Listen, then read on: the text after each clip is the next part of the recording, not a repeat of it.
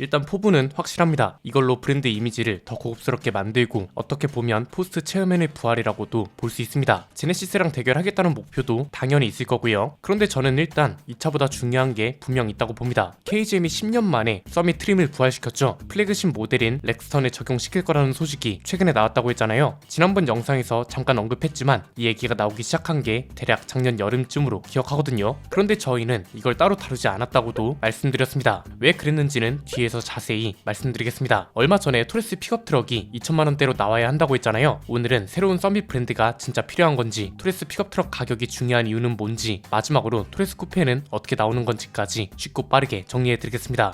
자동차 세차용품은 N건구, 세차 쇼핑 왕국은 N건구. 야, 너도 필요해? 녹색창에 N건구 검색해. 세차용품은 N건구. 세차용품은 N건구.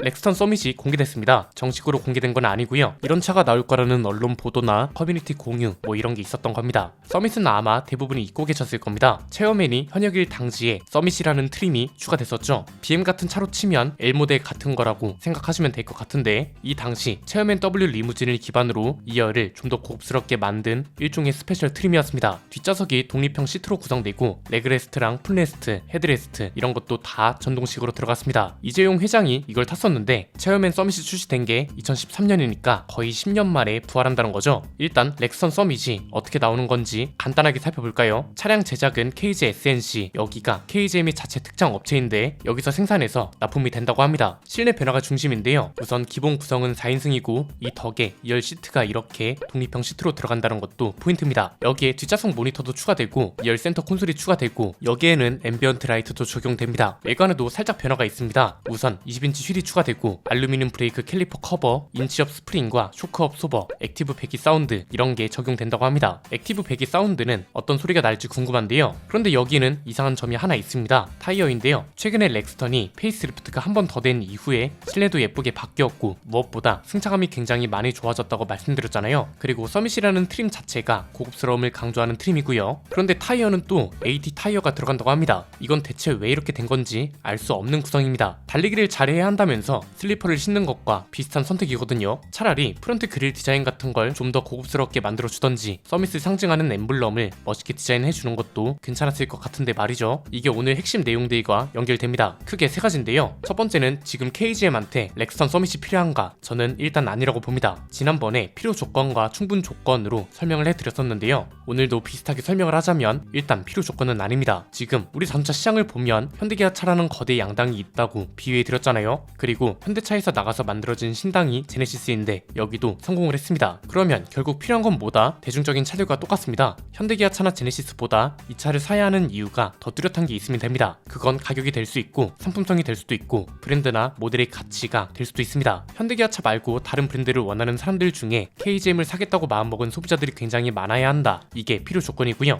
그 다음은 충분 조건인데 이렇게 만들어진 신차가 현대기아차보다 나은 게 있어야 합니다. 정치로 비유하면 스타성이라고 했잖아요. 새로운 계획과 정책을 발표하면 이걸 충분히 이뤄낼 수 있는 사람이라는 기대감을 주고 이렇게 유권자들의 표를 얻을 수 있는 스타성이 있는 사람, 즉 렉스턴 서밋도 이 정도의 스타성이 있어야 한다는 겁니다. 그런데 우리가 여기서 냉정하게 봐야 할 건 렉스턴이라는 모델은 분명 상징적이었죠. 그 시절 대한민국 1%라는 슬로건하고 굉장히 잘 맞아떨어지는 차였고 고급 SUV였던 무쏘의 뒤를 잇는 더 고급스러운 SUV로 통했습니다. 그래서 이 당시에는 실제로 부자들이 타는 국산 SUV이기도 했습니다. 이때는 이게 가능했던 이유가 이 당시 쌍용차라는 브랜드가 지금과는 위상이 달랐다는 게 가장 큽니다. 무쏘와 체어맨이 많이 팔리던 고급 국산차 브랜드였고 벤츠와 함께 차를 만든다는 프리미엄도 통하는 브랜드였단 말이죠. 그리고 렉선이라는 차는 최초라는 수식어가 굉장히 많이 붙던 차입니다. 이 당시에 후진 연동 자동 하향 사이드 미러부터 시작해서 운전석 이지 액세스, SUV 최초로 지상파 DMB도 적용했고 대한민국 최초로 USB 오디오 재생 기능도 있었습니다. 이외에 전자제어 에어 서스펜션, 마이바흐, 벤츠와 동일한 부품을 사용한 타이어 공기압 측정 시스템, 전자 전자식 주차 브레이크 등등 그 당시 국산차에서는 볼 수 없었던 첨단 고급 사양 등을 적용했기 때문에 사람들이 현대기아차 SUV 대신 사야 하는 이유가 충분했던 차라는 거죠. 그런데 지금은 이게 아닙니다. 현행 렉스턴은 다른 차 대신 구매해야 하는 이유가 명확하지 않습니다. 이걸 증명해주는 게 판매량이라고 보고요. 파워트레인은 전무로 가는 디젤 엔진 하나뿐이고 렉스턴에만 들어가는 특별한 기능이 있는 것도 아니고 그렇다고 그 시절 고급차 이미지를 가지고 있는 것도 아닙니다. 그냥 쉽게 비유하면 우리가 투싼에 아무리 옵션을 때려 넣고 고급스러운 트림 이름을 붙여준다고 해서 얘가 마이바흐 GLS나 BMW X7 같은 차가 되는 건 아니잖아요. 마찬가지입니다. 렉스턴에 서밋 트림을 추가한다고 해서 지금 당장 렉스턴이 더 고급차가 되나요? 아니면 KGM이라는 브랜드가 더 고급스러워 보이나요? 이런 질문이 나온다면 저는 잘 모르겠다는 거죠. 두 번째는 이렇게 생각하는 이유가 있습니다. 기본적으로 지금 자동차 시장에서 요구하는 건 고급차가 아니란 겁니다. 이게 헷갈리면 안 되는 게 벤츠랑 BM이 잘 팔리고 롤스로이스나 람보르기니 같은 하이엔드 브랜드가 잘 팔린다고 해서 고급차가 잘 나가니까 우리도 고급차를 만들자 이렇게 생각하면 안 됩니다. 벤츠랑 BM은 원래 잘 팔리던 브랜드고 하이엔드 브랜드는 기준이 다르죠. 그냥 비교하면 이런 겁니다. 어떤 나라의 상위 1% 부자들이 풍족하게 산다고 해서 그 나라의 국민 평균 소득이 다른 나라보다 높다고 단정 지을 수 없습니다. 상위 1% 부자들은 어떤 나라를 가든 부자입니다. KGM은 대중 브랜드입니다. 그 중에서도 한국 시장이 가장 중요한 브랜드란 말이죠. 그럼 어떤 시장을 파악해야겠어요? 대한민국의 대중 자동차 시장이겠죠. 그 중에서도 어딘가요? 전기차 시장입니다. 왜냐하면 KGM이 앞으로 내놓을 신차들이 하이브리드 차 아니면 전기차인데 이 중에선 전기차가 가장 출시가 코앞인 차들이니까요. 우리나라 전기차 시장은 어렵습니다. 기본적으로 전기차 인기가 시더라고요. 사람들은 성능 좋으면서 가격은 저렴한 차를 원합니다. 한마디로 내연기관차만큼 편리하면서 가격도 내연기관차랑 비슷하거나 저렴한 차를 원하는 거죠. 즉 지금 대한민국 자동차 시장에서 원하는 건 말 그대로 가성비가 좋은 차인데 이 상황에서 고급 모델, 그것도 현재로서는 가치가 많이 떨어져 있는 렉선을 활용한 고급 모델을 내놓는다고 해서 얼마나 많은 선택을 받을 거냐 이겁니다. 세 번째는 그래서 KGM이 확실한 돌파구는 토레스 픽업 트럭과 토레스 쿠페 그리고 KR10 이런 차들이라는 겁니다. 이 차들은 KGM이 사활을 걸고 만든 차이기도 하면서 활용하면 가장 강력한 무게들이 될 수 있는 차들이라 지난번부터 강조를 하는 겁니다. 테슬라랑 비슷한 점이 있습니다. 지금 KGM한테 필요한 건 판매량과 점유율입니다. 대중적인 모델들로 판매량을 끌어올려서 도로에서 KGM 차들이 많이 보일 수 있게 하고 이게 고객들을 끌어모으는 마케팅이 되어야 한다는 겁니다. 토레스 픽업 트럭은 지난번 영상에서 자세히 설명했던 것처럼 실구매 가격은 2천만원대로 나오지 않을 이유가 없고 토레스 쿠페나 KR10도 저렴한 가격을 강조하지 않을 이유가 없습니다. 어차피 얘네는 비싸게 팔 명분도 없는 차들입니다. 심지어 토레스 픽업 트럭은 실구매 가격 2천만원이 실현되는 순간 저가형 전기차를 대한민국에서 최초로 출시하는 격이 되고요. 중형 전기 픽업 트럭 가격이 2천만원대면 소형 SUV 가격하고도 맞물리는 거라서 잘 팔릴 수밖에 없습니다. 토레스 쿠페는 최근에 들어보니 디자인이 어느 정도 확정된 것 같더라고요. 이번에도 하나 확실하게 들을 수 있었던 건 디자인이 진짜 괜찮게 나왔다는 겁니다. 기존 토레스와는 전혀 다른 디자인이라고 하거든요. 그래서 토레스라는 이름을 버리고 더 나은 상징적인 이름으로 가도 될 것 같다고 제안했던 겁니다. KR10은 말이 뭐하나요? 코란도를 개성하는 차고 코란도라는 차가 비싼 가격을 요구하는 차는 아니기 때문에 역시나 가성비가 중요합니다. 이 소리는 뭐냐면 가성비와 판매량이 가장 중요한 대한민국 자동차 시장에서 KGM은 강력한 카드 3장을 연달아 내놓을 수 있다는 말입니다.